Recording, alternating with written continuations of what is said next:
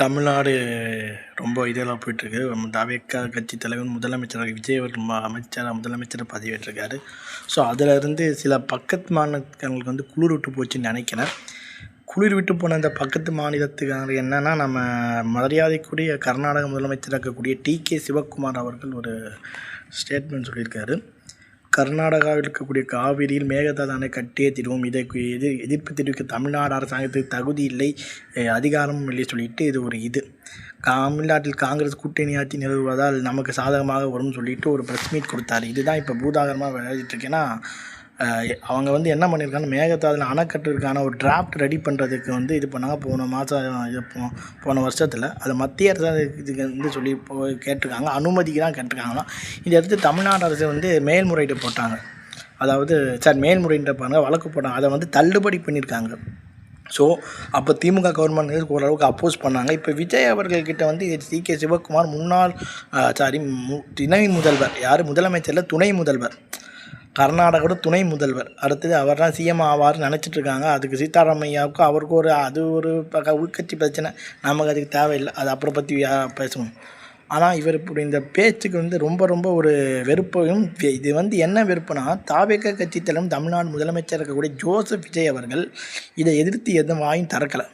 அவர் பாட்டுக்கு அமைதியாக இருக்கு. ஏன்னா ஒரு மாநிலத்தோட துணை முதல்வர், அதாவது முதலமைச்சர் என்பது துணை முதல்வர், ஒரு தமிழ்நாட்டின் மிகப்பெரிய மாநில முதலமைச்சர் வந்து அவர் விஏபியாக, அது very important person Tamil Nadu.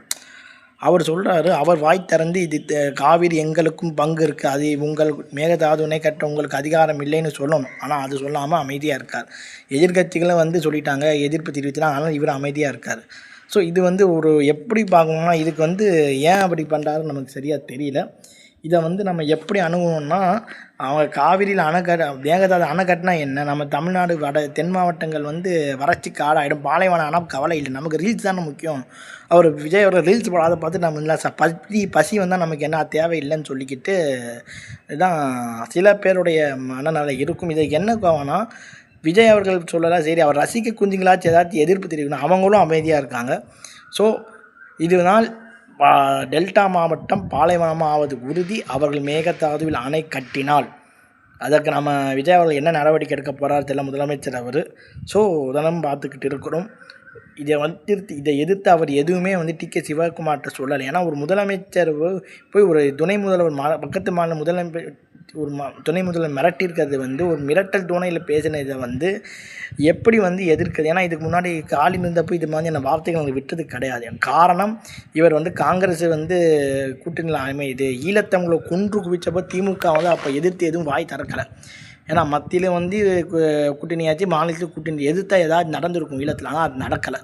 So Mullivaikkal 1,00,000 தமிழர்கள் கொலை செய்ய காரணமாக இருந்த இந்த காங்கிரஸ் அரசு இப்போ டெல்டா மாவட்டம் பாலைவனமாக விவசாயிகள் வந்து எலிக்கறி மற்றும் நாசமாக போவதற்கான வேலையை வந்து இப்போ ஈடுபடுதுன்னு சொல்லிக்கிட்டு இல்லை தெளிவாக தெரியுது.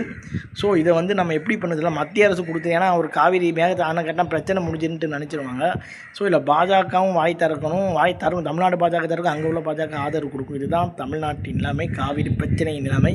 மறுபடியும் 2014 வந்தப்போ கலவரம் இருக்கும். வாட்டர் நாகராஜ் போன்ற சில தேவையில்லாத பசங்க என்ன பண்ணுவாங்கன்னா, நம்ம தமிழர்களை வந்து காரை உடைக்கிறது, கடைகளை சூறையாடுறது, வண்டியை உடைக்கிறது, அங்கே உள்ள நம்ம பெண்களை தவறான முறையில் வன்கொடுமை செய்ய போகிறது, அதுக்கப்புறம் நம்ம இளைஞர்களை வந்து அடித்து துன்புறுத்தி அதை வீடியோவாக போடுறது, இது மாதிரியான வேலைகளில் ஈடுபடுவாங்க. ஆனால் அது எதிர்த்து நம்ம விஜய் அவர்கள் குரல் கொடுப்பாரான்னு நமக்கு தெரியல. இப்போ அமைதியாக இருக்காரு. ஒரு முதலமைச்சர் இது இம்பார்ட்டன்ட் தமிழ்நாடு 1.5 கோடி மக்கள் ஓட்டு போட்டிருக்காங்க இவரை நம்பி, டெல்டா விவசாயிகள் உட்பட. ஆனால் இவர் எதிர்த்து அமைதியாக இருக்கார். ட்விட்டர்லையாச்சும் ஏதாவது கண்டனம் சொல்லிப்போம்னா அதுவும் கிடையாது. ஸோ இது வந்து எந்த விதமான ஒரு காட்டுதுன்னு தெரியல. ரீல்ஸ் முகத்தால் நம்ம இந்த ஓட்டுன்னு எதிர்கட்சிகள் குறை சொல்கிறாங்க. ஸோ இதை எப்படி முதலமைச்சர் விஜய் அவர்கள் எதிர்கொள்ள போகிறான்னு நம்ம பொறுமையாக பார்த்து தான் ஆகணும்னு சொல்லி என் வீடியோவை முடிச்சுக்கிறேன். உங்கள் பேர் முத்து பிரகாஷ். பாய்.